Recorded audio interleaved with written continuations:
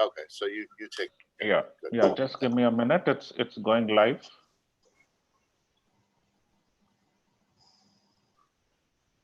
We have to really thank One Young because it's 5:30 in the morning.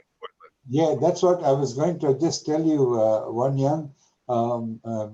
We moved it to 5:30. Others it would have been 4:30, and we thought that would be too difficult for you. Interestingly, there's someone from San Diego who's joining us, and I think it's the same time as you, isn't it? In San Correct, Diego. yes. Mm-hmm. Yeah. She said she's going to get up. Yeah. And another person said that can you send the recording? It's too early for them from Los Yes, Angeles. Dr. Russell, I've admitted all and disabled the waiting room. So, so are you, yeah, just give them a minute to join and. Yeah. And Peter, I'm putting the link in the chat, so you can forward that as well to anyone else who would like to watch it even now or later, the YouTube. All right. Well, I'm not good at multitasking, so I won't be forwarding anything or reading anything except my slides with One Young. I'm a rather focused person, so I can't manage that. Not an issue. Not an issue. Comes from being a drummer, I think. You know, you have to be like that. You know. All right, shall we go? Yes, sir, we can go. All right, a very good morning to our friends in United States and Brazil and Argentine. Good afternoon to UK, our colleagues from United Kingdom, Germany, and so forth. And then good evening to India, and I'm Russell D'Souza, Professor Russell D'Souza, the head of the Education Department and of the UNESCO Chair in Bioethics. I come to you from Melbourne, Australia, where it's 10:30 in the night. So today, I'm delighted to welcome all of you. You see, all of you would be aware that many of you who attend this program regularly, that we have had a number of these panel discussions. And in between, we've also had a couple of presentations. We now will be having a presentation and probably in between the panel discussions. And today, we are I am delighted and honored to bring this presentation on an intervention that we addressed in our called Reaching Up, Down, In and Around. And this is looking at for couples, individuals, and indeed families and the community. And it hones down on, we were just discussing, in these times of existential issues that the COVID brings on, the conventional therapeutic endeavors might not be enough. And so this intervention that our distinguished Professor Peter Frankel, who was convening the last couple of webinars he's from New York, from the City College, and a professor at the City College of New York. He convened the last two meetings, webinars that we had on the effect on family and couples, the impact there on family and couples. So today we're going to hear about this intervention. And we have, along with Professor Peter, Professor Wai-Yun Chu, who is a professor from Portland. And I have to take this opportunity to tell you that Wan Young has been so good that it's 5:30 in the morning. She came along to co-present with Peter. Obviously, this is an important area. They both have put this together and have published it and so forth. So, Wan Young, thank you so much for making this effort for you at 5:30 in the morning from Portland coming across. And so we have Peter going to take this. I'll also ask Professor Mary Matthew, who is the co-chair, to welcome you. And one of the important things here, I want to tell all of the participants, one of the important things is we'll finish the presentation and we're going to have an opportunity for you to ask questions, to have discussion. And so Professor Derek D'Souza, who you all know, who is the moderator, will be following you. And if you do have questions and you want to come on screen and ask this, please put this in the chat box. So this time we want you to give an opportunity for those of you who want to ask questions or make comments, so please do so. We'll give you that opportunity. So I'll hand it to Professor Mary Matthew, the co-chair, to also welcome you. Yeah. Thank you, Dr. Russell, and welcome again to this Sunday's webinar. We are continuing. This is actually a continuation of the past 2 webinars that we have done. And Dr. Peter has been very kind to share much more information regarding the previous webinars. And I'm sure it will be useful to all of you. And we welcome you to put your questions in the chat box. And at the end, if you need to ask any questions, please raise your hand, or and Dr. Derek will help you to ask your questions. He will unmute you. So welcome once again to Peter and his colleague, and thank you for sharing this. I mean, all of you will be encouraged by, hopefully, by listening to what Dr. Peter has to say. So thank you, and also to Dr. Wang. I'm sorry, is it Wang? Wan Young. Yes, welcome. I'm very sorry. We've been massacring a lot of names lately. So thank you very much, and for getting up so early in the morning to share your thoughts with us. So thank you once again. And I request all the participants to please mute your phones. And if you can, please switch off your video so that we can save on the band. Thank you very much. So, Dr. Russell, I think, Dr. Derek, would you like to say something and then hand over to Dr. Peter? Or? No, I'll not take up time. I'll just say, Peter, the floor is yours. Yes. Okay, welcome, Peter. And yeah. Wan Young, welcome to both of you. Thank you. So we are looking forward to a conversation with everyone. We purposely have tried to keep our slide number down so that we have plenty of time for questions and comments and so forth. So I want to turn it over to my esteemed colleague, Wan Young Cho, Dr. Wan Young Cho, who, you didn't mention this, Dr. Russell, but Wan Young is a professor at Lewis and Clark University in Portland. And like myself, coming from a largely family systems point of view, although we all work with individuals and also communities. So, Wan Young, take it away.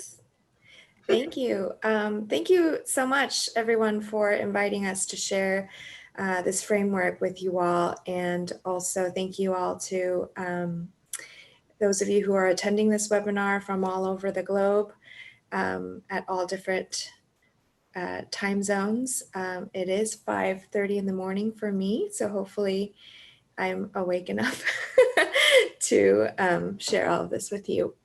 Regardless, I'm still excited to be here with Dr. Peter Frankel and to examine with you all how this pandemic has profoundly changed our lives as we know it today, and to offer a framework that's easy to remember to prepare and adapt our practices around families, couple, and marriage therapy.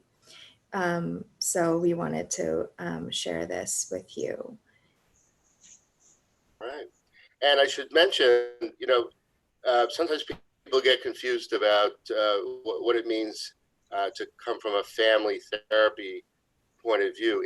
As I mentioned, it's a theory, and some of you may be more familiar with psychodynamic, cognitive behavioral, humanistic, other approaches that largely focus on individuals. But family systems is the theoretical perspective, broadly speaking, that Wan Young Cho and I inhabit, and it is equally applicable to individuals. So I work quite a bit with individual clients, but always from a kind of a social, ecological, contextual, systemic point of view. So it's when we say family therapy, which we might say sometimes, doesn't mean we're only talking about literally working with families or couples. We work with individuals and also communities and organizations. One of our participants on the last two panels, Joachim Schweitzer from Heidelberg, in fact, is someone who he's a family systems person and also works quite a bit with organizations. And in fact, the German tradition of family systems, almost always when you see textbooks, is about family therapy and Beratung, which is organizational work. So it's a broad perspective, and in fact, there are many different schools, academic point of view, including a psychodynamic and behavioral, cognitive behavioral, and a kind of humanistic and structural, and many others. So we're not going to get into all the details of that today. We're really presenting an integrative approach to working with individuals, couples, families, communities, and so forth. So let's just quickly review the effects of the pandemic. I think at this point, everyone on this webinar is quite familiar with a lot of the issues. And of course, we're going to be, when we quote research, statistics and so forth, we're focusing on the US situation. And I'm sure every country has its own set of findings around the impact of the pandemic and also quarantine. And first of all, in the US, we're very, very mindful and became so quite rapidly that this is not, as it was initially called, the great equalizer. This was a sort of myth from the beginning that anyone can get it and everyone's at equal risk and so forth. And this is simply not true. What has happened is this pandemic, quarantine, and the economic, social, and political issues associated with the pandemic has revealed tremendous disparities economically, in terms of health care, in terms of what kind of jobs people have and the income associated with that and the degree to which they have to show up for work. And in New York City, anyway, that means taking public transportation, which puts you at greater risk. Face-to-face work, of course, putting you at greater risk and so forth. So in the US, illness and death rates have been found to be significantly higher for Black, Latinx, and Native Americans than for whites. And Asians have higher rates than whites, but lower than other people of color. Those are the statistics so far. Very clearly, there's less access to healthcare for many Black, Indigenous, people of color persons, especially those inhabiting lower income strata. This is a major, major issue in our country. In terms of employment, we had a pretty low unemployment rate in January and February. It was about 3.5%. And in April, it jumped up to 14.7%. And that meant like 20.5 million people unemployed. The unemployment rate has gone down a little bit, but it's nothing to cheer about because it could be extremely temporary, especially as the pandemic starts to hit other states. New York, where I live, New York City, was the initial epicenter of the virus, but now we're seeing very, very high rates in Arizona, in Florida, in Texas, in California again, and other places as well. Every day there's a new statistic about that. Unemployment also is not an equal opportunity offender. It's been higher in low-wage jobs, in hospitality, in services, in leisure services. We're talking about restaurants and hotels and so forth, other sorts of service industries. And, people are unemployed, and therefore, because they often live check to check, month to month, they are not able to pay their rent or their mortgage or their car payments. And so we don't even quite know where this is going yet, but we are predicting an imminent housing crisis. There's been some leeway around payment, and some landlords and banks and so forth have been extending some leeway on payments, but that's not going to last forever. And we don't even know where that's going yet. So people are living with economic precarity, worries about becoming infected, worries about getting another job or keeping the job they have. And we've also experienced food shortages. In the U.S., in many cities and towns, children, particularly low-income children, get some of their meals at school. Well, they're not in school, so they're not getting fed. And this is also a major problem. Anya? Yeah, so various reports released by the Center of Disease Control, Association for Psychological Science, and others are also reporting some psychological and relational effects of the pandemic. And they include increased rates of stress, anxiety, depression, especially for parents who are balancing working at home, homeschooling, and domestic chores. And for ill persons, folks who are getting anxious about getting the virus, or if they have gotten sick, the fear of death, and sort of the distancing that needs to happen that sort of separates families in moments of crisis. And that's been a huge difficulty psychologically. And relationally, there's been reports of increased rates of interpersonal violence and conflict in couples. And there's also a lot of isolation that's happening due to the social and physical distancing.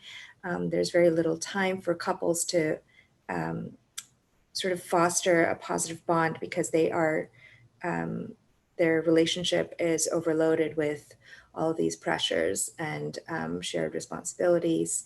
And last chance couples are particularly distressed. So last chance couples basically are couples who are experiencing difficulties to begin with, and they were sort of working on the last leg of their relationship, trying to salvage their relationship. And those couples who are in those stages are particularly feeling the negative effects of the pandemic. I do a lot of work with last chance couples, and in many cases, partners are already separated, right, as they come to therapy to try to figure out whether they have a chance to repair the relationship. And in every single last chance couple, as I call it, they've got back together during the pandemic. So you have couples that are already separated. We're trying to figure out whether the relationship, had any viability. And now they're back together. So the stress levels are very high. So, we came up with this simple and we hope evocative and memorable framework, reaching up, down, in, and around, in part because, I think we both felt, Ron Young and I, we immediately saw sort of the psychotherapy industry pouring out on the internet all sorts of ideas about what people could do. I mean, there must be thousands of statements from various therapists, some in academic settings, some in private practice settings, and so forth, about what people can do. And a lot of the wisdom is fine. You know, the general things that we always encourage with couples are communication skills, and we have, research-supported approaches to teaching those skills in communication and problem solving. Certainly, there's been a lot of emphasis on mindfulness practices, mindful breathing, and I personally, also advocate often Qigong, which is very much like Tai Chi. It's a kind of a movement meditation known in Chinese culture as an internal martial art. There's been a lot of talk, of course, about how to help couples balance work life and all the other responsibilities they have in the home, and so forth and so on. All good stuff. But as Dr. Russell was saying just before there is, and we will talk about quite a bit here, there seems to be a need for something more than our traditional psychotherapeutic, family systems-based techniques and practices. This is truly an existential moment, and existential moments often require more than research-based or craft clinical-based practices. Again, all good, but maybe not enough. And quite a while ago, there was a book that came out called The Paradox of Choice. I think when people are presented with so much information, they get confused. And when people are already anxious, it's really hard to decide like which piece of information you should go with. And so that also drove our desire to create something that's simple, that people can fill in the categories for, and so forth. And also, we wanted this framework to be eminently adaptable to different cultures. Wan Young and I have talked quite a bit about the way in which, in many cases, kind of Anglo-centered practices created in the US and other European countries get kind of exported to the rest of the world in an uncritical fashion. And it becomes a kind of what I've sometimes called psycho-colonialism, where we have certain ideas about what a good relationship is, how to fix one that's not going so well, how to help communities. But in fact, all communities, countries, cultures have ideas about how to deal with adversity. And in fact, many cultures and societies that have experienced material deprivations and oppression from other more powerful countries and societies have had to adapt and have had to survive and thrive despite that. And so we really welcome in this model or this framework the idea that all cultures and societies and groups within those have existing ways of coping. And so we want to sort of help people look at their strengths, as we often say in family systems, their resources, and add where they need to, but not necessarily just take kind of kit and caboodle all of what, let's say, is produced in the West and so forth. The notion of up, down, in, and around sort of came to us in terms of what you might call psychological geography. Like we often say, we're reaching up to something or reaching down. And these are arbitrary. We're going to talk about reaching up next, and that really is about core values. But you could say, well, one's core values are all around us, or they are down in the sense that they're the foundation of our lives. So these categories are somewhat arbitrary. But again, we thought that maybe it had a catchiness to it that people could remember when they're anxious and so forth. We're both researchers as well as clinicians, and we do very much believe in the importance of demonstrating effectiveness of techniques and practices. So that's another theme that runs through here.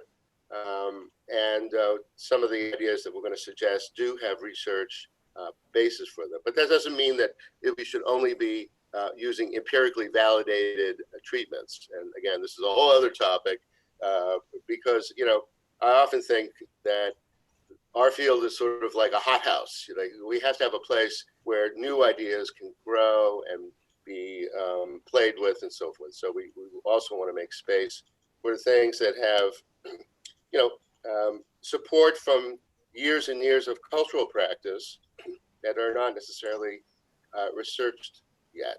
So that's where that was the genesis of the up, down, in and around idea. Now, just very briefly, there's quite a bit of research, starting particularly in the 1960s in terms of looking at battered children and abused children, but extending to families and also communities. Froma Walsh, one of our dear colleagues in Chicago, the Chicago Center for Families and Health, published already now the third edition of a classic book called Strengthening Family Resilience. And that book summarizes quite elegantly a lot of core research-based factors that influence resilience in individuals and couples and families and also communities. So briefly, there's three basic categories: belief systems, organizational processes, and communication processes. So we say belief systems, we mean people make meaning. How do they make meaning of around adversity? How do they make meaning when they are suffering? How do persons engender hope, restore hope when it seems that all is lost? And also, what's the role of spirituality? And we would include in that religious ideas as well as ethical ideas that would not consider themselves necessarily spiritual or religious. But you know, how do we transcend the pain of the current moment and the challenges of the current moment and think about what's life all about and how does what we're going through in a difficult time fit in with that? How can we reconnect with those values? So that's what Froma has summarized as belief systems. Then there's organizational processes. It's often said flexibility is the key to mental health. And I think that is a true truism. You know, sometimes say that truism is a cliche, but this is true. How do we help persons, individuals, couples, families, organizations adapt flexibly to a crisis, short-term or long-term? How do we encourage connectedness among persons? You'll see one of our ideas, the sound category, really gets into that. How do we engender mutual support rather than conflict between persons? And you know, that includes one's kin, larger social contacts, but also access to economic resources. And that's where looking at some of these fracture between groups based on race, ethnicity, social class, and so forth often comes in. How do we repair those fractures and erase them, frankly? And then finally, communication processes. People need clear information. I can tell you as an American citizen, we have not gotten that from our president. And we've gotten pretty clear information from Anthony Fauci and other scientists. But one of the things that's been most stressful for people is the mix of messages about the extent of the virus, the impact of the virus, where it's going, and so forth. So clear information becomes very important in dealing with any kind of crisis and in building resilience. Emotional sharing. How do we help people share their experiences, not feel ashamed to be suffering? I read yesterday an article about an emergency room doctor who killed herself several months ago, who was a very lively, wonderful physician in New York City. And she was having a hard time talking about this, the stress that was going on. And she felt in some ways like she couldn't really share it. And she ended up killing herself. It was tragic. So we don't want that to happen. So we want to help people share. and get together and solve problems together. So that's a very, I think, elegant from Froma Walsh summary of many research-based practices that encourage resilience in all persons. So now we're going to get into the four geography or four pillars of our framework. And I'm aware of our time, so I'm going to go ahead and try to be brief so that we could leave some room for conversation and sort of questions and answers. The first is reaching up, right? And so usually reaching up, at least in the United States, kind of infers to reaching up to a higher power, or sort of gives off the idea of looking at more broad philosophical, ethical, spiritual, and religious values. So we propose that this is one of the key ways to rethink and reevaluate meaning and purpose of life, especially since the pandemic has significantly shifted what we can expect from our lives and what is normal, right? So to create room for significant adjustment and change we need to make, we do need to reevaluate what we are expecting from life. And a lot of this comes from revisiting and leaning on our assumptions and values. So for our field specifically, the systemic therapy world, and I imagine for the for other related worlds, especially in Western practices, we also need to name some of the assumptions that we have underpinning the way we define what's wellness is, or what healthy relationships are, and the theories that underpin how we conceptualize cases or conceptualize relational problems or mental health issues.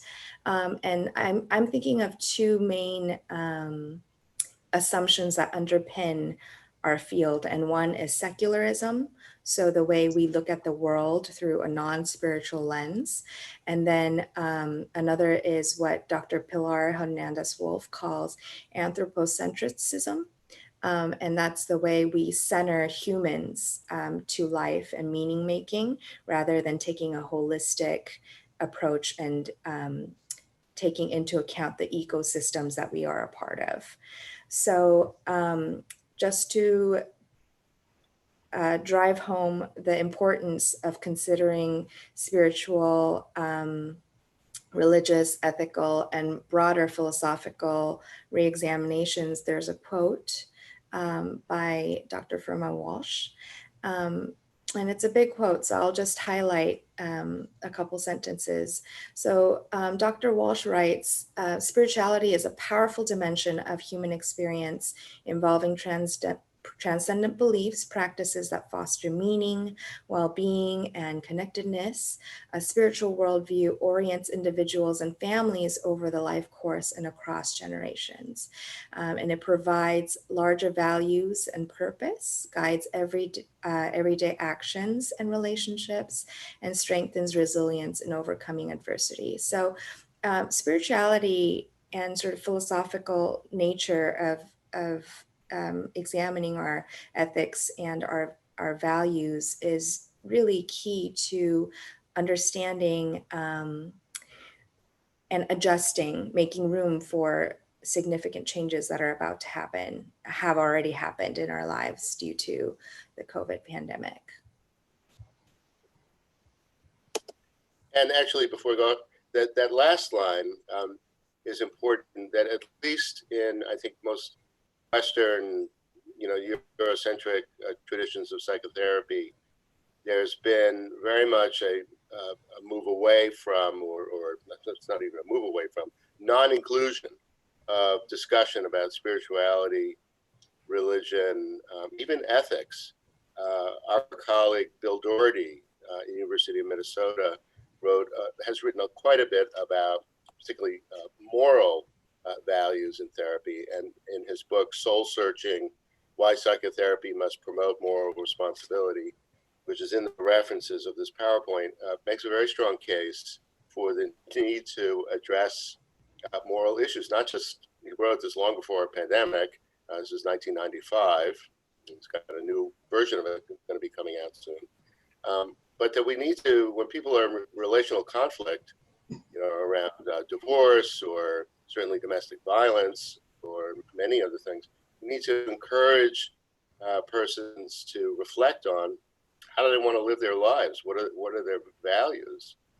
How do their problematic behaviors fit or not fit with broader, higher, more foundational, spiritual, religious, or ethical values? We often have been trained away in our field from talking about these things. And this crisis is an opportunity for us to start to look at that. Now, at the same time, I think as psychotherapists who are licensed by our various states to be psychotherapists and not moral advisors or spiritual or religious leaders, we want to make clear when we introduce discussion of values into therapy that we're not trying to push a particular set of values or a particular religious, spiritual, or moral perspective or worldview. We're not proselytizing or evangelizing in some covert way. That would be a misuse and frankly unethical itself to do something like that in therapy. Rather, I think we can draw upon, as therapists, spiritual, religious, and moral texts as socially constructed ideas, along with other ideas that we have in our cultures, to be considered as to their relevance to people's lives, right? Not this is what you should be thinking, this is what you should be feeling or believing, but rather, there's an interesting, as you say, an interesting quote from Lao Tzu, who created Taoism. And I'm not suggesting you have to become a Taoist, I might say to my clients, but I thought it might be pertinent to the struggles the two of you are facing. So let's take a look at it and see what you think. That's the way that I certainly suggest bringing these things up. But another piece is that by introducing these issues, the therapist models reflection on the big picture of life. A lot of what goes on in psychotherapy of any sort, I think, is a therapist modeling a kind of psychological and relational mindfulness and a way of thinking about what's going on in your lives. And so this is just another way that we therapists do that. And again, not quite as long a quote, but from Bill Doherty: the exploration of moral issues in therapy does not occur mainly inside the head of the therapist playing moral philosopher or moral judge.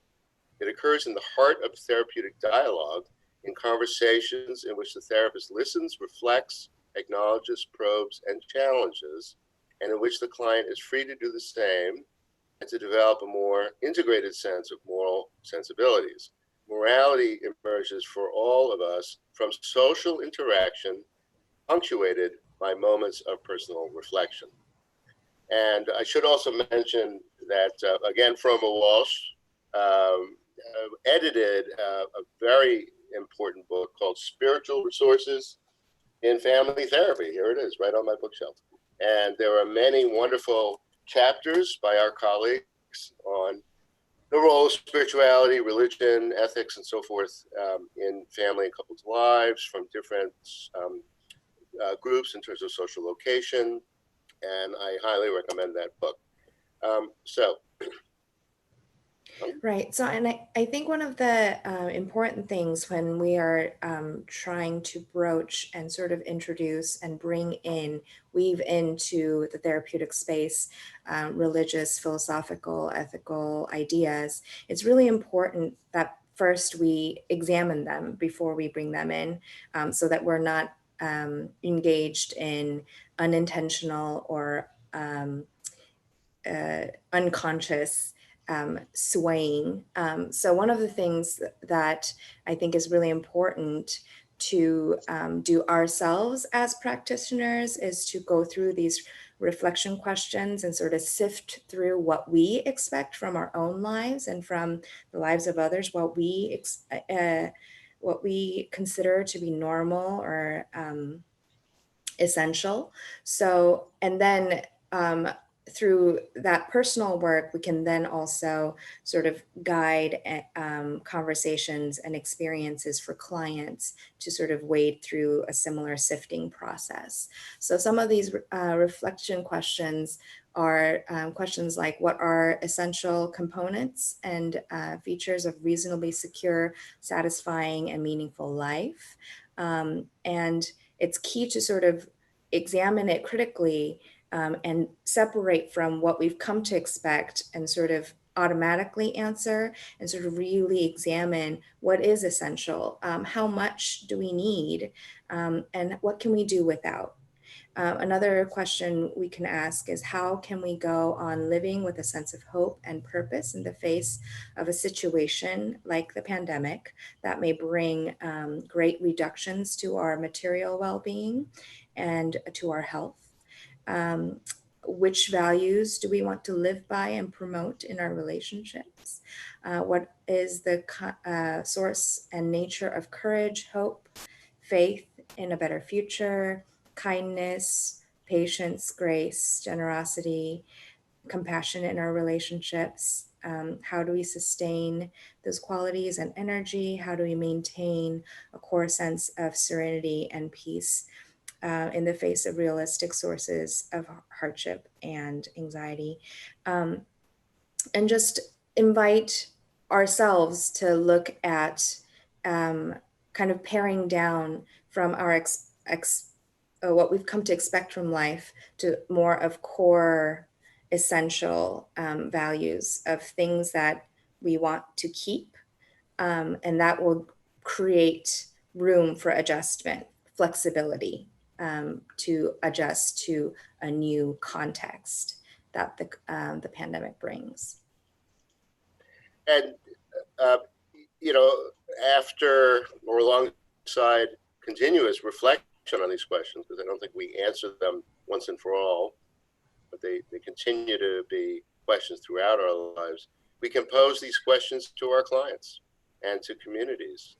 In middle to upper class couples that I see, or individuals, families, there's sometimes what I've called experience greed. Their basic needs are well met. They have housing, they have food, they have schools, often private schools, lots of stuff. And so the next kind of terrain that many people go on to is like collecting experiences, travel here, there, and the other, which believe me, I'm not putting that down. I love to travel, but there's a kind of pressure to travel to places and collect experiences. We have this phrase in the US, the bucket list. What's in your bucket list? Meaning, what are the things you want to do before you die? And, it's in a way, it's a kind of a fun idea. But when people are then faced all of a sudden with a major sort of block in, emptying their bucket list by doing this, that, or the other thing, and get very distressed about it, as some people have become through the pandemic, we have to help them step back and say, okay, you're not going to be able to take that trip. You're not going to be able to, go to every bar in New York City in a week, if that was your thing, or bungee jump off every bridge in the country. I mean, people literally create sometimes these ideas of accomplishment, like they want to enter the Guinness Book of World Records. And, we have to help them sit back and think, what's life about? Like, how is this constraint on our lives through quarantine and so forth potentially valuable to pare things down, as one young said, to the core, to what we really need? And of course, when it comes to relationships, I have become, through this pandemic in particular, likely to ask couples who are in distress, what are your most cherished values as people? They're fighting about this and they're fighting about that. I want them to step back and say, what are the values that you care about the most? And a couple the other day, a last chance couple, a lot of conflict, and they both said, well, they're probably quite well to do. They said, well, charity, being charitable has always been important. And they talked about, giving money to various organizations. And I said, what would it mean to become more charitable to one another? What would it mean to become more generous, to apply that value, which has been so important and a source of pride and satisfaction for you in relating to the rest of the world? What about right here for the two of you? I had another couple very involved in their Jewish synagogue, married, 35 years, fighting about, the guy not putting the milk away in a timely fashion and not cleaning up the kitchen, and he upset about something else for her. And at a certain point, and having taught them communication skills and looked at their family of origin based sensitivities and all sorts of things, and really done a lot of work with them, I said, you're not able, and now they're in quarantine, and I said, you're not able to be involved with your synagogue right now. And I'm just wondering, what's the connection between your Jewish religious values and spiritual values and what's happening for the two of you right now? And it was like they had never thought about that, like how to apply Jewish beliefs. And I'm Jewish, by the way, although kind of practicing Buddhist and Taoist. How to apply those beliefs in their relationship. So that's the kind of dialogue that we're talking about. How do we bring it home? I was a philosophy psychology major at Boston University, and I was lucky to have as a professor a fellow named John Findlay, who was what he called an axiologist. Basically, he studied values, and he would often talk about the constellation of values, like honesty and grace and all the other things that Wan Young listed, and many more. And how do people let those stars, those value stars, shine on their lives? So you can use various metaphors to evoke this conversation with people, but it seems like a time to do that. And in fact, I for many, many years have enjoyed the work of Lao Tzu and other Taoists. And this is the very first passage in The Way of Life by Lao Tzu. Existence is beyond the power of words to define. Terms may be used, but are none of them absolute. If name be needed, wonder names them both. From wonder into wonder, existence opens. So you can ask a couple or a family or an individual, what are you able to experience wonder about right now during this pandemic? You can't go out and do this. You can't travel to some exotic place. What could be wonderful in your life right now? Like looking at each other's faces for an extended period of time, staring out the window together and watching the light on the trees, watching your pet do their thing when they're not interacting with you and getting a kick out of it, and so forth and so on. So I'm noticing the time. So We're we're good. going to speed along. Don't worry, we're good. We're good. Don't worry, we're going to 10:30. We're good. So these sort of the four pillars, so to speak, of this framework all are kind of related to each other, and they support each other. And so reaching down we could argue that it's a extension of the conversation we're already having about reaching up. And reaching down for us, we're thinking is geographically, we're talking about the ground, about the nature, and the reality of the earth that we are living in. So the pandemic has halted the machine of modern life across many of the countries around the globe. And what it's forcing us to do is to sort of slow down and take a look at what we have, what decades of industrialization and modernity has sort of severed from our lives. And that's our ecosystem, which is, even if we don't remember, it's the direct source of our livelihood and the food and the well-being, general well-being. I mean, the pandemic, the virus, it takes our breath away, right? We're not able to breathe. And so reaching down sort of inspires questions and curiosity around how to take care of our relationship with our with the wider ecosystem that we are a part of. So this kind of addresses the anthropocentrism that Dr. Pilar talks about, and sort of decentering the human experience and the industrialized experience of life to kind of reevaluate our context, the broader context that includes our ecosystem that is currently in crisis, as we know. Yeah. So, you know, again, practically working with persons, couples, and families and individuals. One of our dear colleagues, Monica Setzma Vasquez, who is Mexican by birth, but now lives in Calgary, a very cold place in Canada. She came up with a very innovative practice long before this pandemic. She's been encouraging families to grow fruits and vegetables, particularly vegetables, in their apartments, in their homes. And in a presentation at the American Family Therapy Academy, she showed some wonderful photos of families growing their own food in their apartments. So people can be growing things during this pandemic inside. Those who are lucky enough to have a little bit of protected space outside can do that, of course.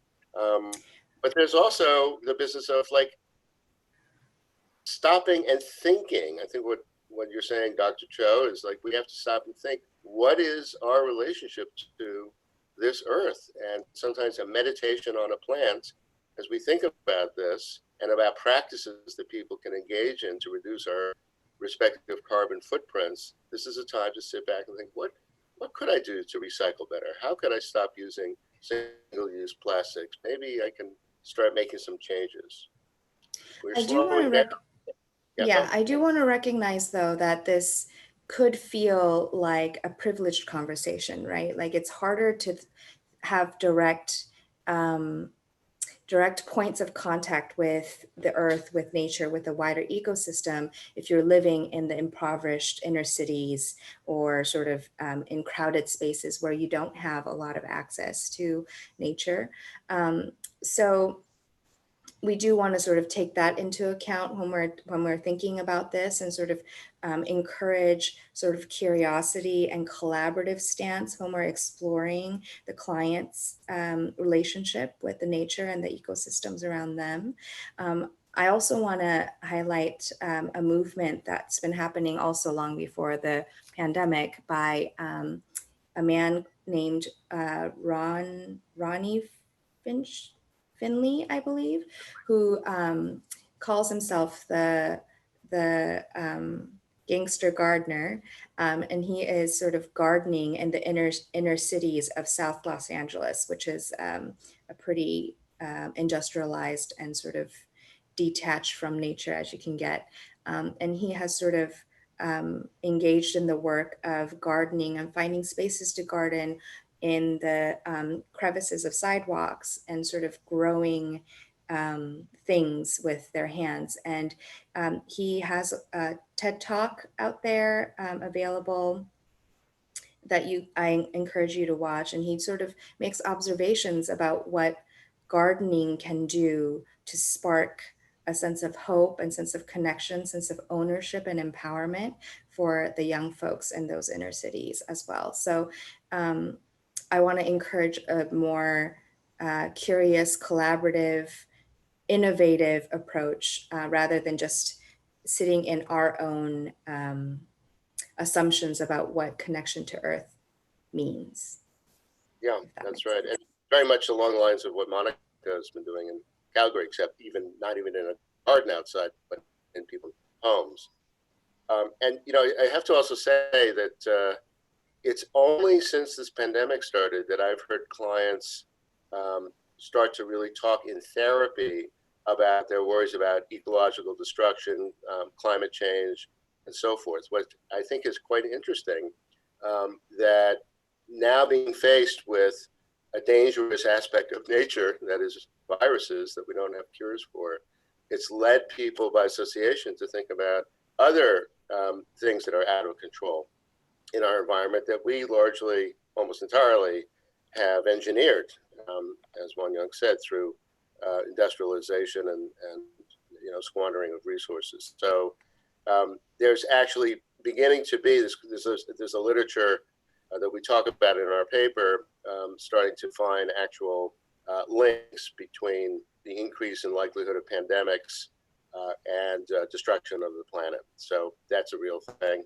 and people are starting to think about that even without having read anything about it. It's just thinking about, like, we're not totally in control of nature, far from it, and we're used to being, in many places in the world, safe and secure in that respect. So another quote from Lao Tzu that I've used for many years with couples, especially here in New York City, where people are running around, stressed out, and so forth. And it also is about being grounded in a different way, thinking about the meaning of gravity. Gravity means, obviously, the physical force that binds us to the earth. And it also means, we use it to mean grave or serious. I often say to couples that they need to think about respecting gravity more, both in terms of slowing down and also that when you're struggling with something, to not sort of try to rush through to get to a solution, but slow down, take some time, communicate in a calmer and more equitable way to honor the gravity of what they're talking about. So the quote is, "Gravity is the root of grace, the mainstay of all speed. What lords of countless chariots would ride them in vain, would make themselves fool of the realm, with pace beyond rein, speed beyond helm." That's lots. So, want to take that one? Sure. So reaching in, we are talking about turning inward internally within the individual, but also it could also mean within the household, right? The immediate unit, the social unit. And so turning towards each other and internally as a means of being engaged and finding pleasure and sort of excitement in life. Especially since quarantine has happened and social distancing has happened, the importance is, it's very important to sort of turn inward and learn how to be at peace and enjoy the experience of sitting with oneself. And also turn towards back to sort of simple and free activities for pleasure and connection, things that we could do at home, board games, taking a simple walk outside. And one of the bigger things that the systemic therapy theorists talk about is this ratio between relatedness and autonomy. So one of the systemic theorists, Murray Bowen, talks about each individuals having an experience of wanting relatedness, wanting belonging in a social network, and also wanting some autonomy and independence within the network.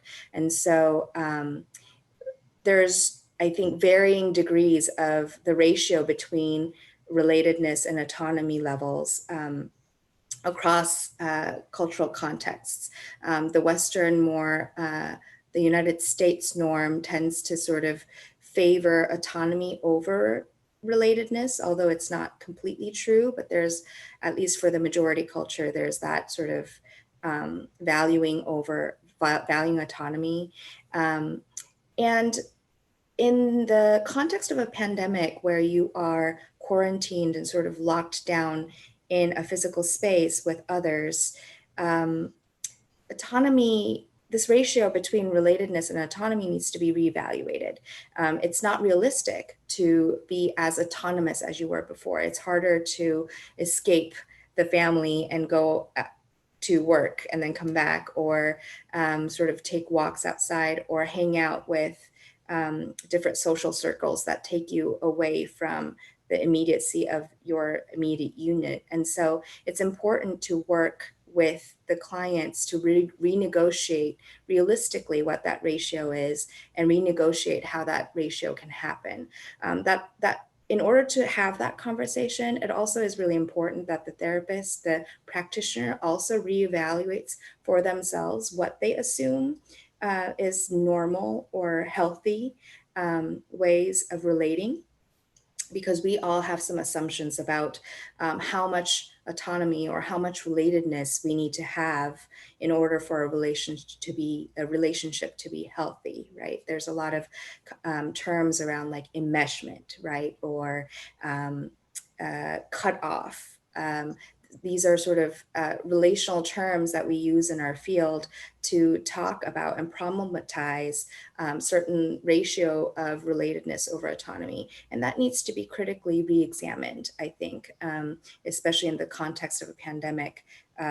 Our social reality is going to be drastically different. So it's important to sort of critically relook at the assumptions we're making about that ratio. Very important. And finally, you want to take this one? Sure.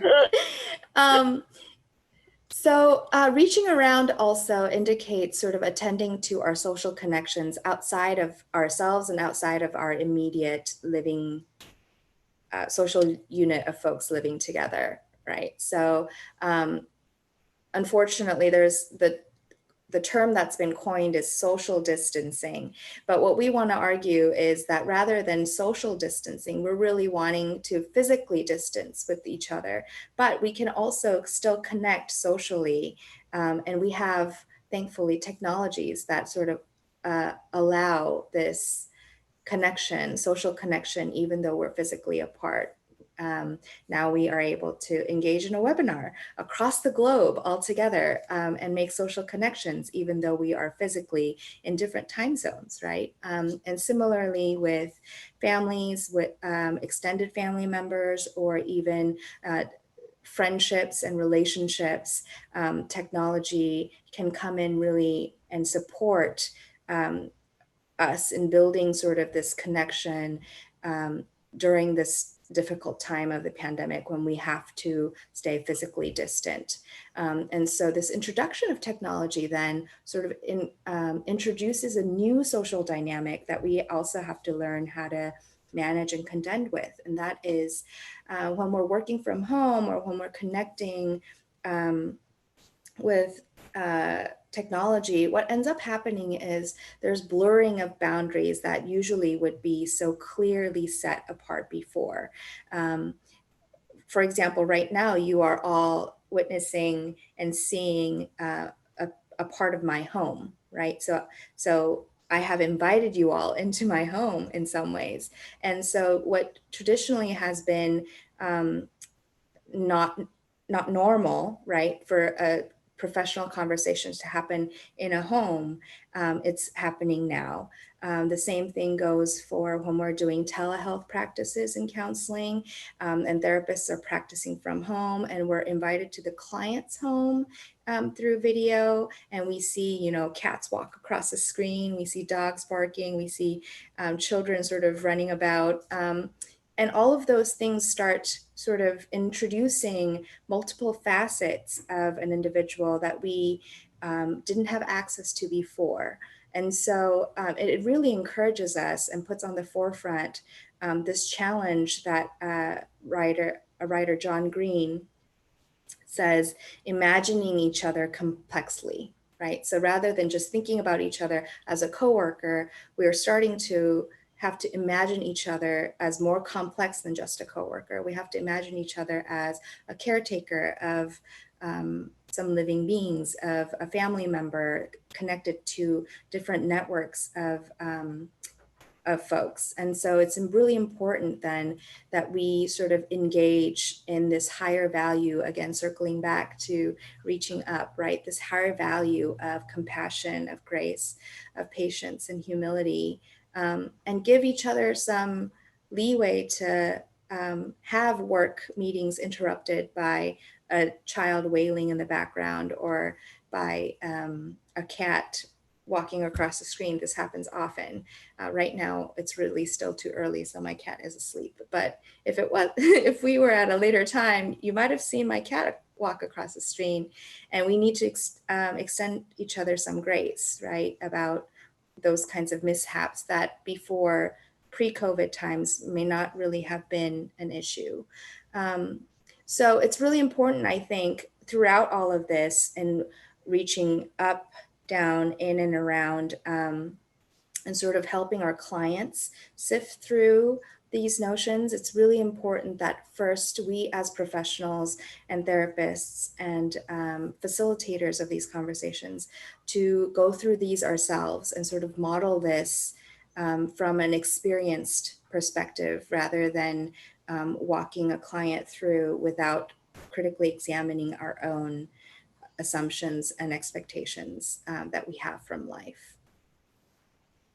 And I should say on the issue of cats, my two cats are locked in another room because it's like 9:30 in the morning in New York, and this is our playtime normally, and they're relentless in asking me to play with them in the morning. So but that requires a door and a room that's separated, yeah, right? I'm lucky that not everyone has.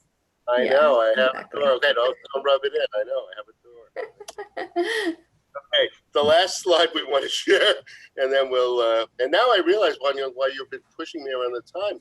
I forgot that it's not a 2 hour. It's usually these webinars are 2 hours. So my apologies for rambling on sometimes. I'll be brief here, but hopefully we still have a good 15 minutes to talk with everyone.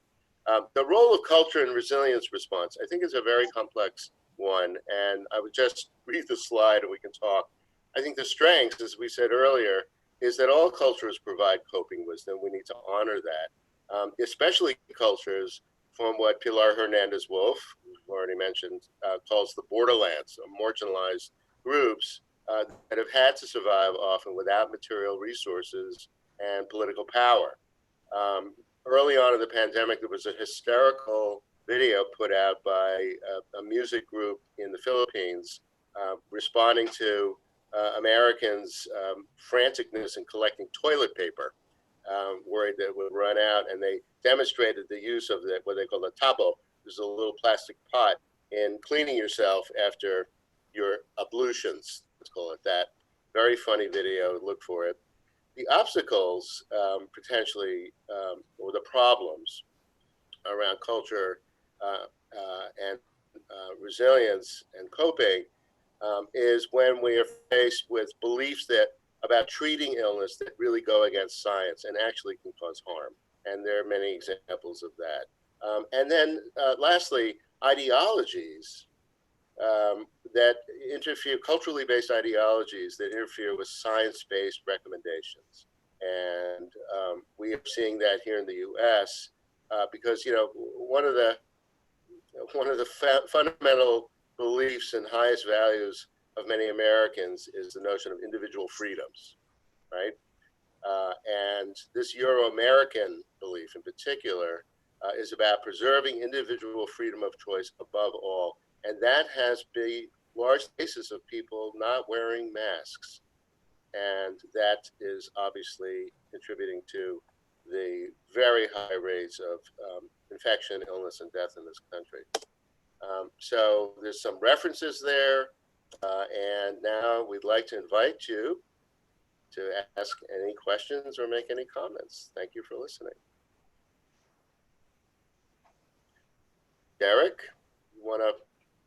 Yes, thank you, Peter and Won Young, for that very enlightening discussion and for going into the various nuances. Before I go ahead with the chat, a little bit of comment or maybe something you would like to take up, because this is a practical issue that I myself came across during the time of the pandemic.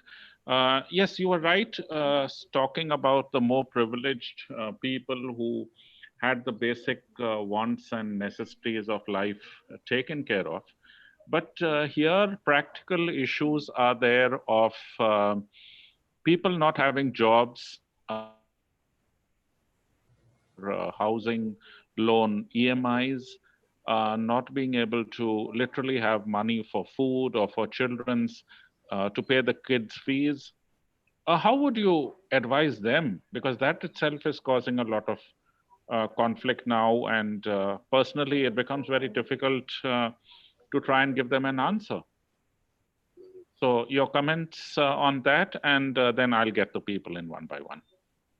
Yeah, Manyang, you want to start, or shall I? Why don't you take this one, Peter? Yeah, look, I mean, you know, we tried to highlight the fact of tremendous inequities that have been revealed and even extended by the pandemic and quarantine. These are realities, and no belief system is going to erase those things, right? So, however, I mean, I worked for 14 years in family homeless shelters, including one that was for families that had experienced domestic violence. People who were homeless, who were struggling a lot, at least within the U.S. context. And what I heard from families, and has contributed to my thinking here, frankly, is the importance of spirituality and their religious beliefs and getting through day to day with the many challenges that they were facing in trying to find housing, find jobs, deal with all sorts of material issues. Luckily, they lived in a shelter. They were not literally in the streets. And the kids always made that very clear when we did research interviews. We're not homeless, they would say. We're in temporary shelter. So I know, of course, in many parts of the world, people are literally living in the streets or living in refugee camps. I think if you look at what people who reported on their experience during these very desperate kinds of situations will say, is that if it wasn't for their spiritual and religious beliefs, they would have died. They literally would not have been able to get through. So what we're advocating is not a panacea or a corrective to material, real issues, but a component to help people be resilient and struggle as best they can during these hardships. Of course, what should be happening is that governments come to the aid of people, and that there are larger social contextual issues that have to change. As I'm sure everyone on this webinar knows, back in May, an African-American man, unarmed man named George Floyd, was killed by a white police officer in Minneapolis, and it sparked a resurgence, not the first time, of attention to issues of race and racism. And as Don Lemon from CNN says, we have two pandemics going on in the U.S. Resilience does not mean equanimity. When people are trying to be resilient, it doesn't mean they're not suffering.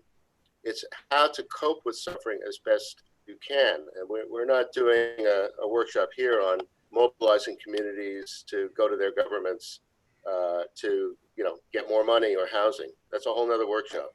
This is about how do you survive and as best you can. Yeah, and I think I just want to sort of piggyback and just highlight something here, which is I think there's two layers of action that's required to sort of really solve this problem. And I think at least in the world of therapy and counseling psychology, we talk about cultural competence or cultural relevant practices. And one key aspect of that is actually the work that professionals and sort of folks who are in touch with the real difficulties of the people having to engage in work outside of the therapy room. So there's two sort of areas of work to be done. One is sort of within the therapeutic space, which is what Dr. Frankel's talking about, of sort of increasing coping skills and resilience, and sort of almost like sustaining folks to survive in those spaces. But then the second layer of work actually comes from outside of the therapy space, where we actually, because we have the stories, because we are in touch with the real difficulties of folks in their lives. But we also have the privilege of having a social voice, of being economically sounder, of having more material and sort of more room to then advocate for and sort of push for organizational or political change. So that's actually a part of ethical, well-rounded, culturally relevant practice as therapists and as psychologists and as practitioners.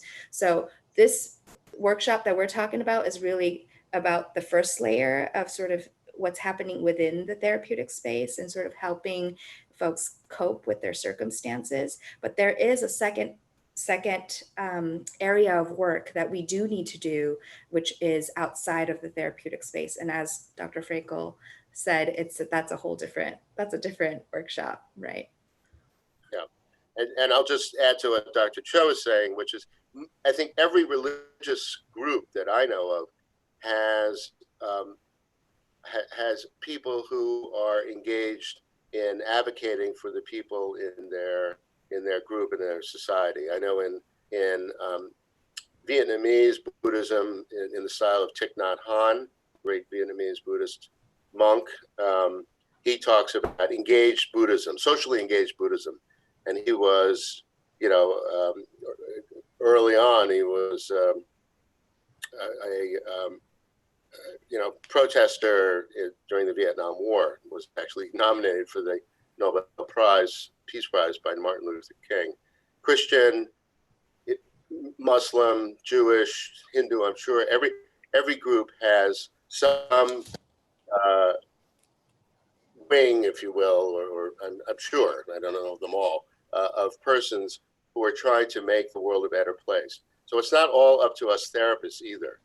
It's not. We're talking about mobilizing communities.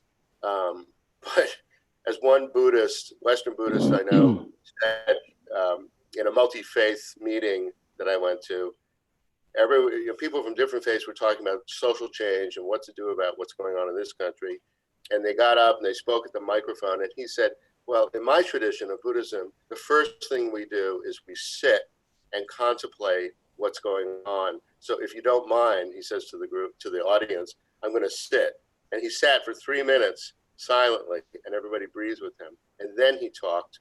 So there's a way in which, of course, people intertwine their spiritual beliefs to help them fight the good fight in a way that doesn't destroy them. Because you can get very angry right now. I can personally attest to being very, very angry about what's going on politically in my country. I'm happy to go on record about that. So how do I keep my cool when I know I can't directly change political realities myself? That's where what we're proposing here comes in. How do we stay centered? How do we still have a life? How do we continue to try to advocate professionals and community members for better conditions? Yes, thank you. Thank you, Peter. I think Alvin is here. So good evening and welcome. Alvin, you had some comments to share. Hi. Yeah. Hello. Can you hear me? Yes, we can. Please go ahead. Hi. Thank you very much, Dr. Peter Frankel and Dr. Cho. And thank you, Dr. D'Souza. I think in Hong Kong as well as in USA, I think similarly, we have political disturbances and then so dichotic views politically in the population. And that will cause very often polarized views and then confirmation bias, unfortunately, that cause people to reject other views just because of their prejudice. And everybody is self-righteous. And as you mentioned in your slide, every culture, every culture, such as the Muslim, such as the Christian, such as what you believe, Peter, Taoist or Buddhist.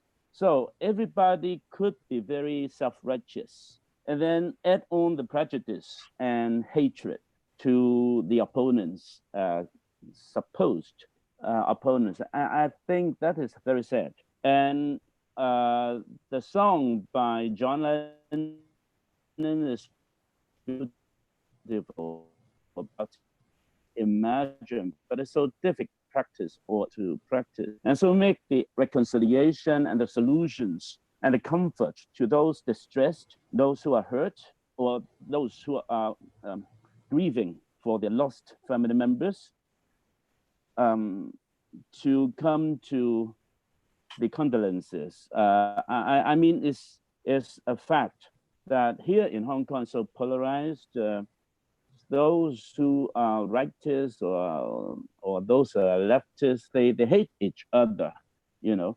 And so in the outbreak of this pandemic, people are not sympathetic to those who are unhappy, who are hurt, who are even sick due to the pandemic in the opposite camps, you know. So these are very, very nasty and disgusting confirmation bias to me. So because you are psychologists, specialists, and experts, so do you have any tips to counteract, to neutralize such confirmation bias in our society? I don't know if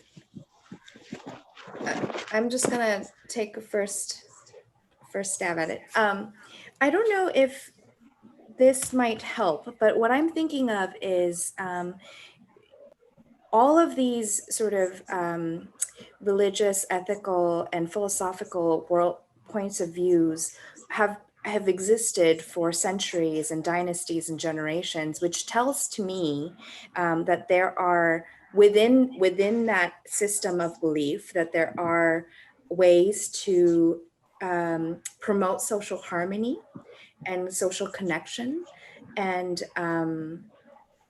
human bond.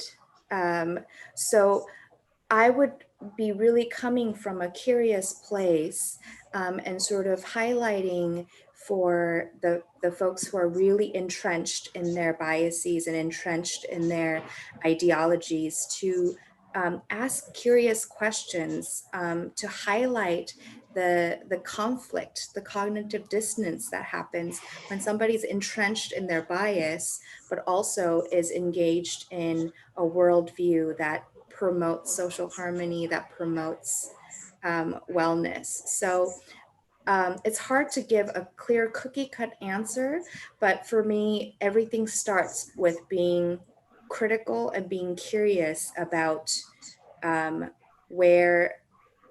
what the bias does. So that's one answer. The other answer, really important aspect that I am thinking of is oftentimes when folks are entrenched in a very biased, rigid worldview, there's a way that worldview has either protected them or shielded them or have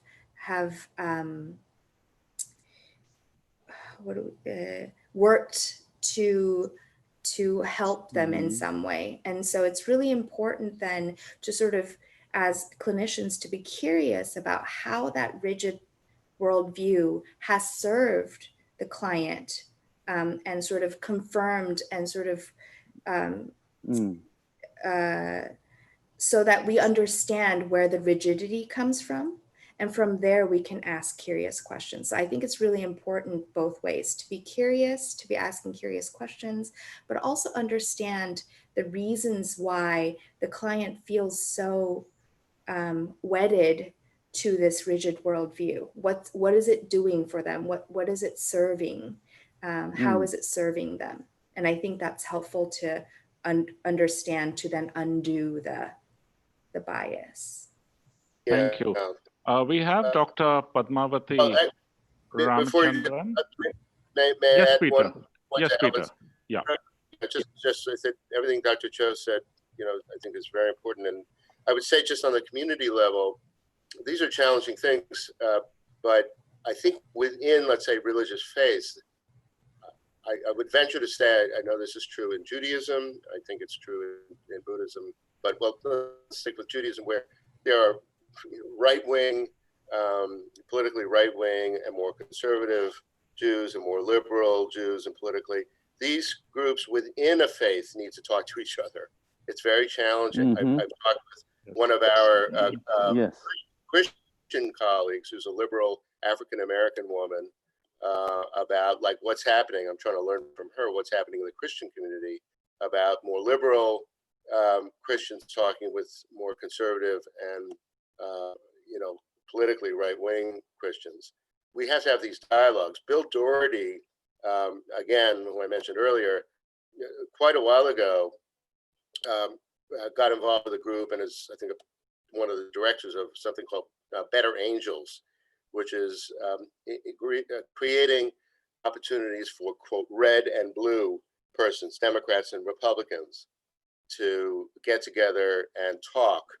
And it's that kind of slowly, these things don't solve problems right away, but this idea that we can talk across differences, I think is critical. And I'd appeal to the larger values. I think what Bon Young was saying is what's the function of a belief system, particularly when it's reinforced in a, I would say, distorted way, be attacked for that, a religious belief that's used to suppress or oppress other people. We have to kind of question, like, what's being protected there? And, how can we address whatever is making people feel unsafe and work with that? We could go on and on about this topic, and I think we both have a lot to say about it. Yeah. Thank you. Thank Derek, you, Peter. Derek. Yes, Alvin. Derek, can I just respond? I think I appreciate very much Dr. Cho had mentioned about the social distancing should not be social distancing measures now, it's physical distancing. And in fact, confirmation bias and the prejudice and the self-righteousness would cause the social distancing, which is so desirable. I hope in the future, perhaps we can learn from Dr. Peter Frankel how Jewish people solve the big prejudice and confrontations. Say in Israel, you had just mentioned Netanyahu, I mean, the rightist Likud party could cooperate with the leftist party. We'll invite some other. We'll invite some other colleagues for that. Yeah, too. Yeah, but then they join a government together. They're two enemies from the polarized ends of the spectrum, politically and religiously. They can cooperate. How do they solve their conflicts? And yes, how Alvin. could Yes, they Alvin. Thank you. I think that get could together? possibly the. I think this is a very good example.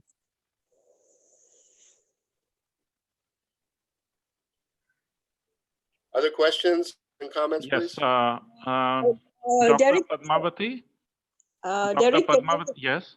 Derek, after Dr. Padmavati, I need to ask questions too. Yeah, Dr. Padmavati, if you can just unmute yourself and make your comment and just introduce yourself, please.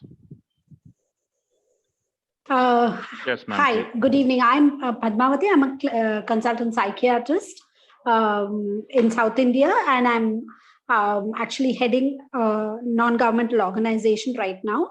And at this point in time, we are actually doing a lot of telecounseling services during the pandemic.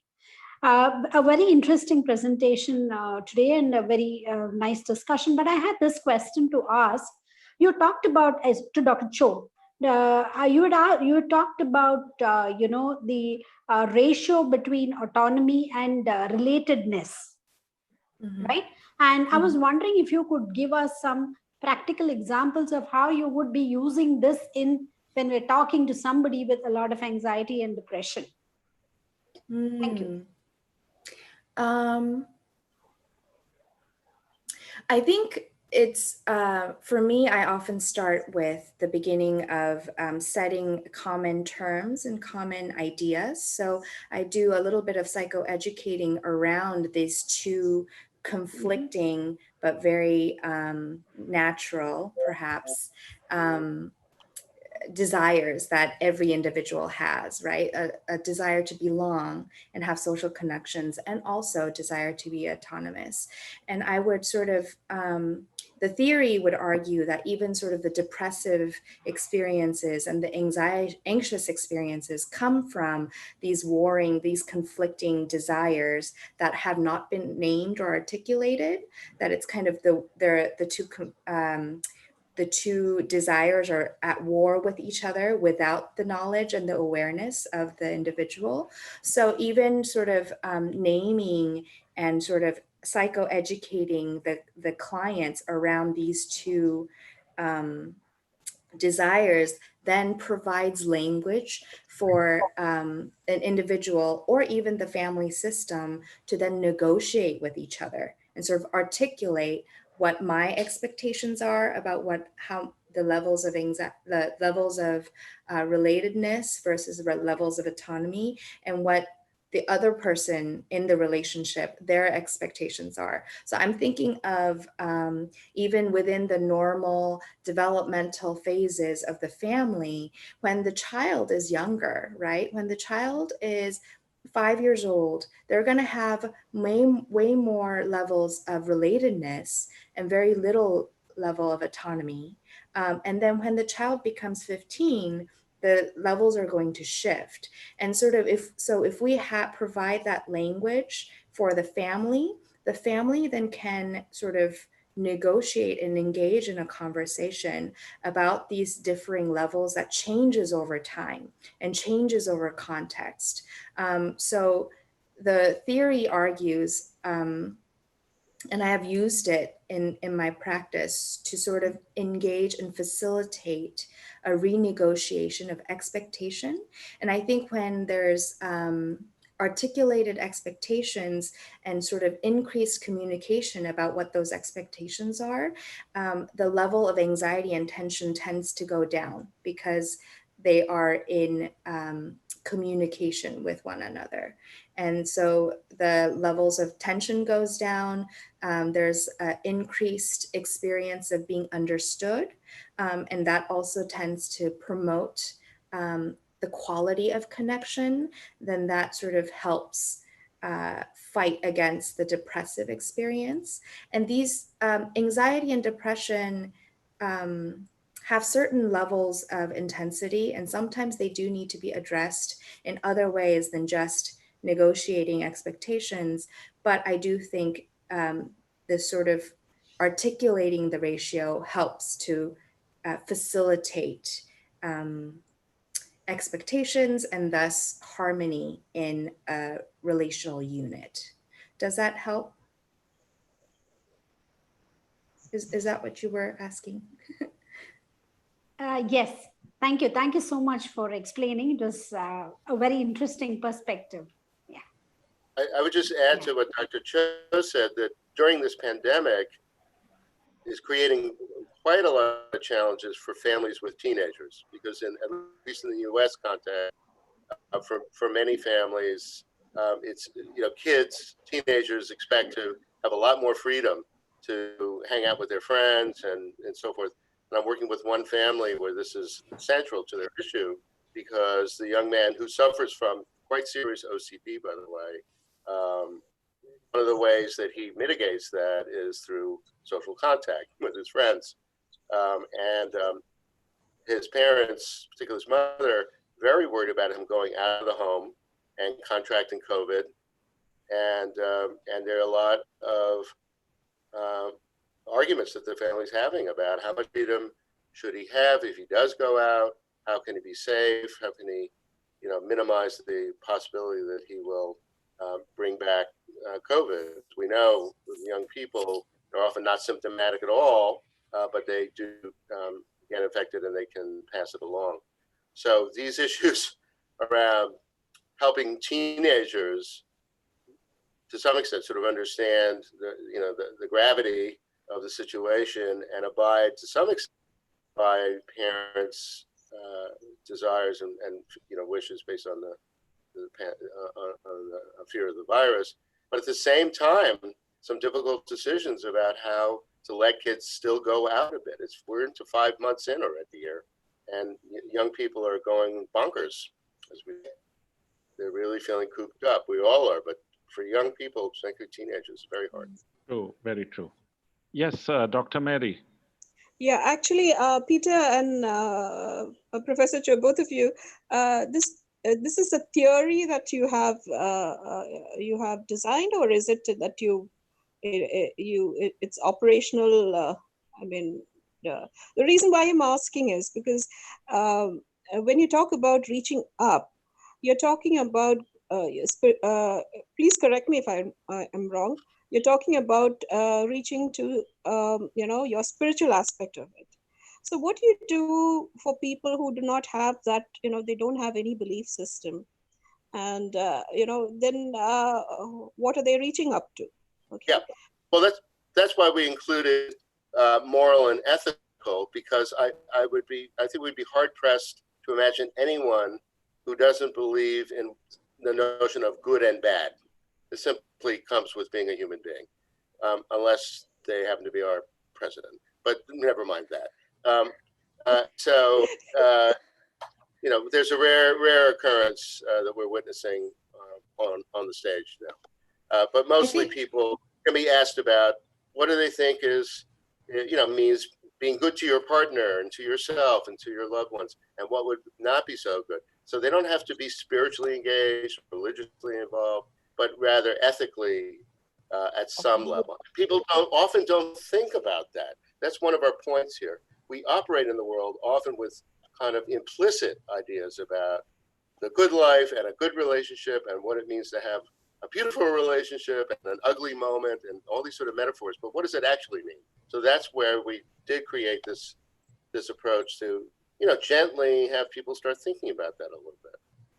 Okay, so sorry, Professor, go ahead. Professor Yeah, John. I would also argue that actually, just because somebody doesn't have an articulated spiritual or religious belief doesn't mean that they don't have a belief system. I think everyone has some sort of belief around, if I do something, something comes back, right? There's a expectation from life that has been sort of encouraged by their contexts.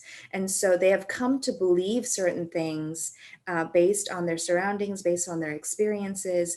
And those are also belief systems as well, right? So we're not just thinking about belief systems in a mystical way, although it's inclusive of that, but it's also just the belief system that underpins the logic in which a person lives their life. Okay, so my second question, if I can take it, Derek, I'll just be short. I was taking a class for my medical students yesterday, and the last slide I put in was stay safe, stay positive. All right. So one of the students asked me, how do I stay positive? And I remember, was it Nomi or was it Diana? I think it was Diana in the previous webinar. She said she helps couples to focus on the future. She was saying that, what you want to do in the future, you focus on that so that there is hope. So I told the students, you're in your first year now, focus on, how you would be 5 years from now as a medical full-fledged doctor. Now, am I wrong in advising them saying that, or is, to give them, because I thought that would give them enough hope to move forward, because right now we're not meeting them face to face. The mentoring system is hardly there in place, and they are really they're just they are, the levels of anxiety and depression are quite high among our medical students. So what would you say to that? I mean, am I wrong in advising them that way? I think that makes perfect. Oh, do you want to speak? I just think it's not, I don't know if it's necessarily wrong, Dr. Mary, but I also do think that it's important to take into consideration the timing in which we um, um, encourage hope in somebody's perspective. I think sometimes some folks are not ready to be hopeful because they're still sort of in the grieving phases of the reality. And I fight with that every day right now as well, because there are some moments where things just don't look hopeful and I can't look into the future. I don't know what five years later is going to look like. And I think a lot of the young folks are really in touch with the reality that what they've come to expect from life, what they've prepared for, might not actually be there when they get there. And so I think it's really important to recognize that loss and that grief. And I think once we sit with folks in that despair moment, and just provide connection, authentic connection, then I find that oftentimes folks find energy to sort of rise up out of that. But with that said, though, that's a very ideal, very therapist way of thinking about this. And as an academic advisor or as a professor, that's harder to do, isn't it?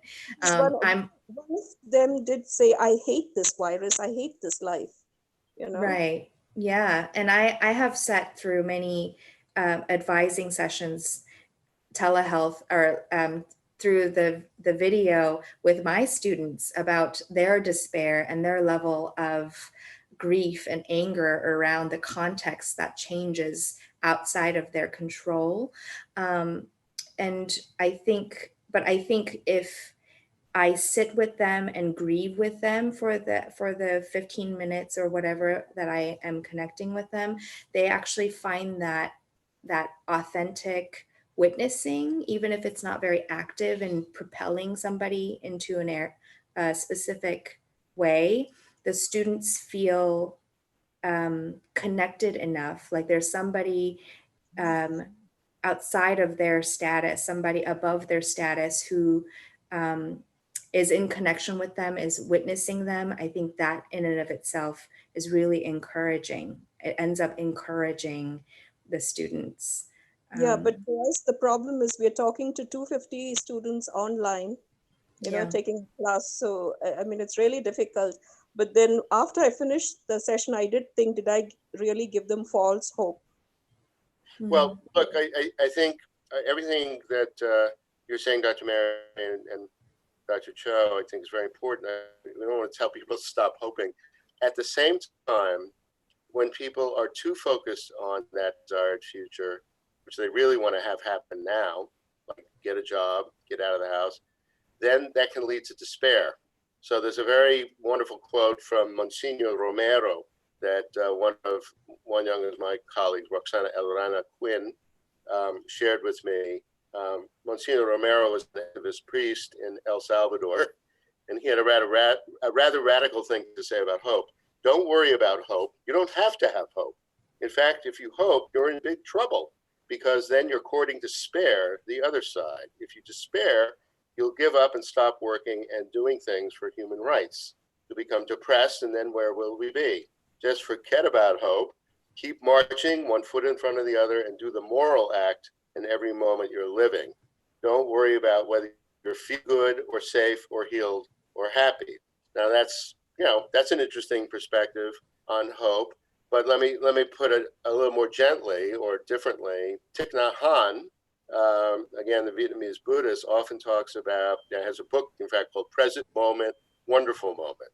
And, Buddhism is all about dealing with inevitable suffering, right? It's the very first premise of the Tibetan Book of the Dead is that we will die. And unless we're willing to acknowledge that, we really are not able to live fully, is the idea. So while your students want to have, wait 1 second, Dr. Mary, once, along with hoping, which certainly we want to encourage people to hope, and as Dr. Cho is saying, deal with their despair, we also, I think, want to encourage them, as we've suggested in this model, to think about what is still wonderful now, like, able to be enjoyed now. the fact that they're still breathing enough to talk about their despair is something we might want to think about. I remember going to a Buddhist retreat with one of Thich Nhat Hanh's, actually his niece, and this was back in the 90s, and I was so at what she said, but it made sense to me over the years. She talked about how every morning she and her husband do, when they would wake up, they go into their child's room, and he was like 5 years old, and she would say, "Oh, I'm so happy to see you're still alive." Oh my goodness. And I wasn't even a parent yet, and I thought, oh my goodness, like, you know, like, but that's a very powerful thing to think about, like that we be grateful that our loved ones are still alive and that we are still alive, even if we're suffering.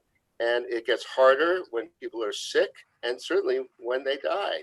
So this is tough times, right? But I think the only hope for a better future, your students are going to get pretty worn out. They have to find some way to appreciate what's now. Mary, I talked about two things. One is the phenomenology of hope, 5 types of hope, which you use. You heard me talk about that, where you use that in different forms, right from what the indigenous people use as hope, as a horizon, hope as an action, hope as a way. So you can use that. The other thing is that what Fetus talked about, I spoke about the great work with gratitude. And I think what you just spoke about, I'm grateful that you're still alive. I think I say that every day. I'm still alive, so I'm grateful for that. There's 7 areas to think about gratitude, the work that's being done, well, in UCLA, Miami, on radical gratitude and bringing in this whole area. Now, thank you for that. Derek, Dr. Shabir, Professor Shabir wanted to ask a question from Ontario. Yes, can you call him in, please? It seems he got. You can unmute yourself, Professor yeah, Shabir. Shabir, And Professor Shabir you can switch on your camera as well. Oh, hi there. Actually, no, Shabir is a professor at Ontario, psychiatry in Ontario. So yeah, go ahead, Shabir. Thank you. So I haven't put the video because it slows down the bandwidth. Yeah, not an issue. We can hear you. Peter, that was lovely, and I really enjoyed a lot of the points you made. I think it's highly relevant. One of the things I often feel we tend to ignore in academic discourses is obviously because of its very political nature, is the whole Israeli-Palestinian thing. But you know, the resilience, the model. I remember speaking to Ben Zander. Ben Zander's father was in the gas chambers, and horrific times, horrific. And you know, we talk about living in the moment, and I don't think it's a message that's restricted to Buddhism. It's there even within Judaism. There are people who actually believe that. But it was very interesting. He said he actually taught music. I mean, imagine, you know, you're going to die.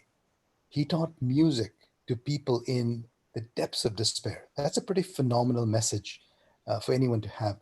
But I haven't spoken to Palestinians on the ground to find out what they use to build that resilience. Excellent question. I mean, of course, Viktor Frankl's classic book, Man's Search for Meaning, speaks to this. I've recently, through all of this, I've been really immersing much more deeply into existential psychotherapy. It's been very helpful to think about that tradition, which is still very much active, but often isn't talked about, not so much in family systems theory, like how we help people think about their very existence, individually and collectively. Yeah. Can I just suggest something? I hope he's still here, but one of our close colleagues, Dr. Jack Saul, is he still here, Dr. Jack?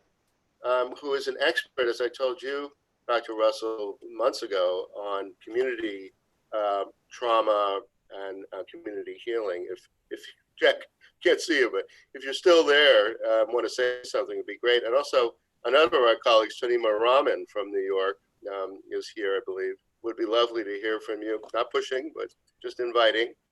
The two people that I know have a lot to say. So Tonima, you can unmute yourself and start your video if you like. Hi, everyone. Again, I'm not going to give the video just because of the bandwidth issue, but I think this conversation is amazing. And I think resilience is something that's very much kept me grounded and being thankful and hopeful. And Dr. Mary, what you said about staying positive, although it's a difficult message to hear sometimes just because it is hard to stay positive in such a situation, I think that's definitely something that I keep reiterating to myself, and it's been my daily mantra, just because again, it keeps me pushing. And I think even when I speak to my friends and family, letting them know that it's important to stay positive even in the hardest of times, and then also acknowledging that although it is hard to stay positive, it's something that is how to put this in words, it's something that keeps the wheels rolling. yeah. May I also, Tanima, are you done? Oh yeah, you can speak. Yeah. May I also offer something? I think recently I've been revisiting the Korean history, and Korea also has a very complex history around oppression, colonization, and resilience. And one of the themes that really continue to come up is the way the resistance survived because of a sense of purpose. I think it's harder to swallow when we call it positive, because there's a sort of a message that's attached to the positive. There's an imagery, I think, and a sort of emotional experience that's attached to being positive, which might feel a little bit forced.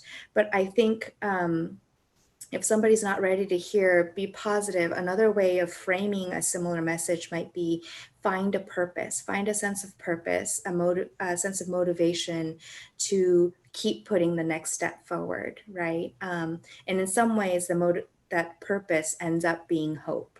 But it's sort of different from the hope that we've had before a crisis, and sort of finding a sense of purpose, I think, helps sustain through the darkness, I think. And I think this is also very relevant to, I think, even Christian worldview. There's a sense of long suffering, right? And there's a hope at the end, but it is not given to us, and it is not on our timing. And you just have to sort of work through the life that's given to you. And I think, so a lot of these, to me, it sounds like a lot of these different philosophy, religious worldviews all have ways to make meaning around suffering and surviving and resilience. And I think ultimately at the end of, for me, I'm kind of centering around finding a sense of purpose during this dark hour, something that keeps us going, even if we don't feel happy, even if we don't feel excited, that we are still able to put one step forward. And I think that comes from a sense of purpose. So that's another way to maybe frame or think about talking to folks who are sitting in darkness as well. You see, if you have meaning, suffering becomes, you can say, dignity. Eric Castle's work there, you see and that's where Peter, I met Victor at Vienna before he died, and I was with him, Viktor Frankl, and his the finding meaning in the camp. What he found, using experiential values, creative values, attitudinal values, even in the midst of that suffering, brought them to ultimate. And when you looked at how did they find meaning, and they'd go back to experiential values or creative value, how they used attitudinal values to find meaning in miserable, in suffering, right? That brought them to the end to come through. And I think that that's something can be logo. You know, you said that it's a logotherapy, but part of the spiritually augmented cognitive behavior therapy uses the principles of logo for meaning and purpose, besides, you know, the 3 or 4 components: acceptance, hope, meaning, purpose, and forgiveness. Well, I would also add, just along the lines of what both Juan and I are saying, every religious tradition, and aside from religious traditions, there's many books written by persons who went through tremendous suffering.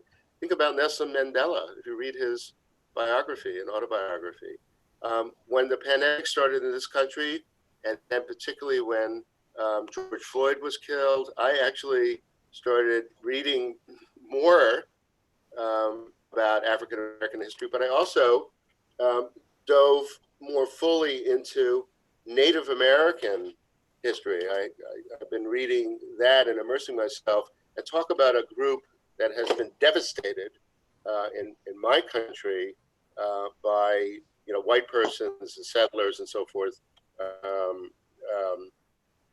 The Native Americans experienced genocide on a huge scale and continue to struggle. So when you start reading what Native Americans have done in this country to survive and even to thrive within their communities to whatever extent they can, it's quite remarkable, So I think we have to sort of, Martin Luther King, the wonderful book of essays of his, sermons actually, called Strength to Love, is a tremendous volume to access. So, this is also a time when people can be searching for prominent examples of persons who have gone through, and communities who have gone through genocide, torture, political ostracism and oppression, and try to find out, like, how did Mandela, survive mentally for 30 plus years in a South African prison? It's astounding. So this is where we can think about the strength of human spirit and also of community. And that's really what we tried to get across today, to help people think about mobilizing that, even during hardship, even as they struggle for equal rights and material resources that they deserve, and so forth, and health care. Yeah. All right.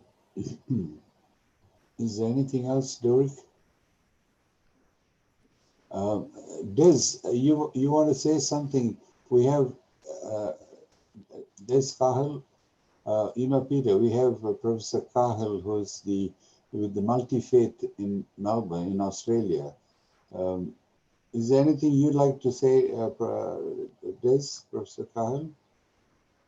Russell, I think it's very important that we recognize the importance of spirituality that's integrated into a broader psychotherapeutic model, and that recognizes the values of hope and resilience. Because religious traditions, with their long history, have experience of pandemics, and then they also have experience of suffering in all its myriad forms. So I think Peter Frankel's and Dr. Cho's insights tonight have been very important in reintroducing this into psychotherapeutic report, because I think psychotherapy and the psychological sciences, and I'm trained in both theology and psychology, have become too secularist. And the pandemic has highlighted this in a very specific way. So it's important, I think, for the UNESCO webinars to recognize this element. And Peter Frankel and his colleague have, I think, over the last 2 weeks, and especially tonight, recognized that. So I thank them. Very good. Thank you. You see, Des, I developed the spiritually augmented cognitive behavior therapy. It was on ABC in 2003, we had 4 randomized controlled trials, and I teach. And that again, I was one of the early people who brought into the into the cognitive behavior therapy. And those issues in 2003, they thought it was unscientific at that time.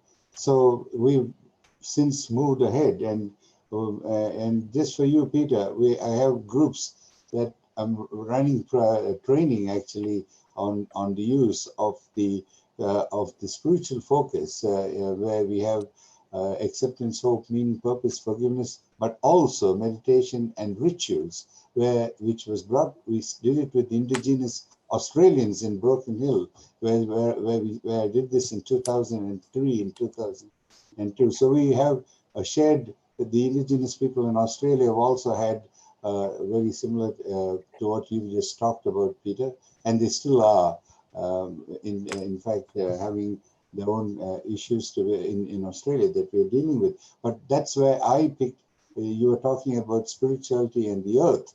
That's very much part of the indigenous Australian spirituality, which I was out in the outback in Broken Hill for a couple of years, and that's where we developed this program.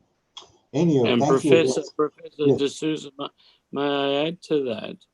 Yeah. We need, and I think this is true of United States, Canada, Australia, that in integrating all this, we need to have a theology of the land and indigenous spirituality, and combined with an ego theology. And this needs to be integrated. And I think the connection between the pandemic and the environmental crisis is very important to build up that interconnection. Yeah. Well, as you heard us speak about, we totally endorse that idea. Yes. We've been way too anthrocentric, and we need to really think about ourselves, not just as people often do about what we get from the environment, but that the environment deserves a life of its own. You know, that animals and plants and minerals don't exist solely for our use. They exist for their own use. And I think it's important that we stop being so centered on what we need and what we want, and respectful in the way that Native Americans in our culture, and I would imagine Aboriginal persons in Australia, have long known. It's time for us to learn from them more completely, much more completely. I will say though, Go ahead, I just want to add here really quickly, and I'm aware that we are an hour over. I do want to caution us though, when we're in pursuit of local knowledges and of knowledges of the folks that have been historically marginalized, we really need to tread carefully, and that we're not going in and sort of exploiting their. I'm not suggesting that that's what we're saying, but we have a long history of going in with curiosity, then ending up exploiting and sort of profiting off of the labor and the world of folks who've been historically marginalized. So I do want to sort of say that up front is, yes, I'm in agreement that we need to sort of pursue and sort of privilege these local knowledges that have been around for centuries, but we need to come at it from, I don't know what other language to language this, like in a repentance, penance sort of way. Like we've been ignoring them for so long, and we've been silencing them and oppressing them. And so then to flip and sort of say like, okay, now we're going to listen to you is really just, we just really need to be careful. So I don't have a clear solution necessarily, but I want to sort of put that on our radar, the spirit in which we pursue these knowledges is going to be really. I don't think it's in a reparative way. That is part of it. But I think it's in a transformative way. I would emphasize a transformative way, which is what psychotherapy is trying to do in its individually counseling, transforming the person. Right. And I do think it comes from a very historically and culturally specific place, that even Sure, psychotherapy and the absolutely. practice of it, right? So again, I'm just highlighting the need to be really careful and self-critical in the way that we are going to approach this next phase of correcting our wrongs. Sure, Korea is not America and is not Australia. Right. Right. All right. So it's been an excellent discourse here. We've Peter and Wayung have brought sowed the seeds for us to think, and I think we've had a good discussion here. We've been thinking about many areas, and so we'll now call this an end. Thank you once again, Peter and Wayung. Thank you so much for bringing this on, and thank all our participants, Dr. Derek, Professor Derek D'Souza, who has been running this, doing the moderating, Professor Mary Matthew, the co-chair, and of course, Des Kyle, Professor Des is from the RMIT University, and he writes the executive summary for all the webinars, and you'll see it's up with the recording on the web page. Bioethicon, our web page has got all the webinars with the executive summary written by Professor Des Kyle. Thank you very much for that, and thank all our participants who are still there, all those who joined in the discussion. Thank you all, and we'll meet again. I think next Sunday we have a panel discussion back. On this time, it will be looking at the pharmacy professionals and their issues dealing with COVID, what they've experienced throughout the world. We have from Africa, USA, and Europe, India, and so forth, who will be discussing what the ethical issues that the pharmacy professionals have working with the COVID experience. So till we meet again, all the best. Stay safe, stay well, and we'll meet again. Okay. And I'll just add one thing, Dr. Russell. Wanyang and our talk today is based on an article that's coming out probably next week or at latest the week after in the journal Family Process. It will be online, and I'll send the link to you, Dr. Russell, and Dr. Derek, and Dr. Mary, and you can distribute, but people will be able to find it at the website for familyprocess.org. And we welcome further conversation, and this is all, a kind of a renewed, I wouldn't say new trend in psychotherapy, but a renewed one, as Dr. Cahill said, and let's have a conversation about this. We have a lot to learn from each other. So thank you. Thank you for inviting us. Thank you, and bye-bye to everyone. Bye-bye. Thank you, Dr.